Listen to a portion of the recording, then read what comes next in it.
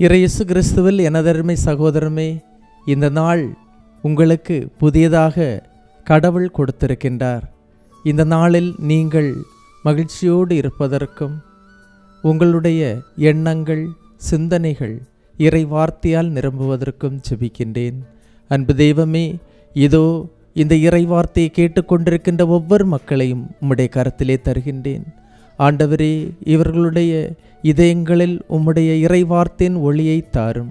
ஆண்டவரே, இவர்களுடைய சிந்தனைகளுக்கு ஈடேற்றத்தை தாரும். என் காலடிகளுக்கு வார்த்தையை விளக்கு, என் பாதைக்கு வெளிச்சம் அதுவே என்பது போல இவர்களுடைய வாழ்க்கையில் அந்த இறை வார்த்தையின் வெளிச்சம் கிடைக்கட்டும். ஆமென்.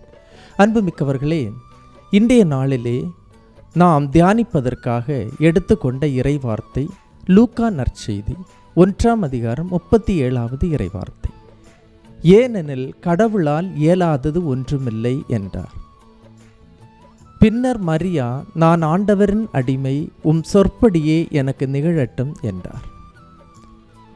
ஆண்டவரின் அடிமை, உம் சொற்படியே எனக்கு நிகழட்டும் என்றார். மரியாள் கடவுளின் தூதருடன் சொன்ன வார்த்தைதான் இது. உமது இறை வார்த்தை என்னில் நிறைவேறட்டும் என்று சொன்ன அந்த கணமே ஆண்டவர் அவருடைய கருவில் மனு உருவானார் என்று விவிலியம் சொல்லுகின்றது. வல்லவராம் கடவுள் எனக்கு அரும்பெரும் செயல்கள் செய்துள்ளார் என்று மரியாள் அக்களிக்கின்றார். கடவுளின் வார்த்தையை நம்பிக்கையோடு ஏற்று அதற்கு ஆமேன் என்று சொல்லி அந்த இறை வார்த்தையை அருந்த தயாரான போது மரியாள் சொன்ன வார்த்தைதான், வல்லவராம் கடவுள் எனக்கு அரும்பெரும் செயல்கள் செய்துள்ளார். கடவுளின் வார்த்தையை நம்பிக்கையோடு ஏற்று அதற்கு ஆமேன் சொல்லுவோம். அப்பொழுதுதான் அது நம்முடைய வாழ்வில் நடக்கும். இவை நம்பிக்கையோடு ஆமேன் என்று சொல்லுவோம். ஏனென்றால் கடவுளால் இயலாதது ஒன்றுமில்லை.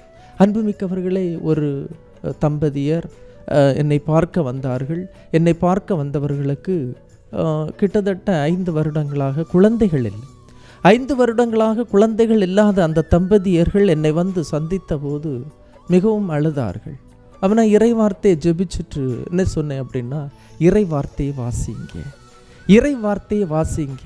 அந்த இறை வார்த்தை கருப்பையை உருவாக்கிய நான் குழந்தை பாக்கியத்தை தராமல் இருப்பேனோ என்ற இறை வார்த்தையை நீங்கள் மீண்டும் மீண்டும் வாசிங்க. ஏனென்றால் கடவுளால் இயலாதது ஒன்றுமில்லை.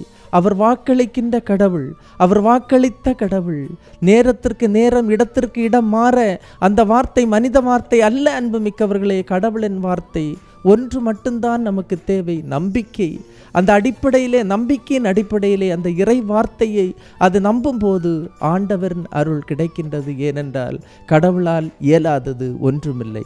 நாமும் இந்த நாளில் நம்பி இந்த நாளை ஆரம்பிப்போமா? கடவுள் நம் ஒவ்வொருவரையும் நிறைவாய் ஆசீர்வதிப்பார். எல்லாம் வல்ல இறைவன், தந்தை, மகன், தூய ஆவியார் உங்களையும் உங்கள் குடும்பத்தையும் நிறைவாய் ஆசீர்வதிப்பாராக. இயேசுவுக்கே புகழ், இயேசுவுக்கே நன்றி. மரியே வாழ்க.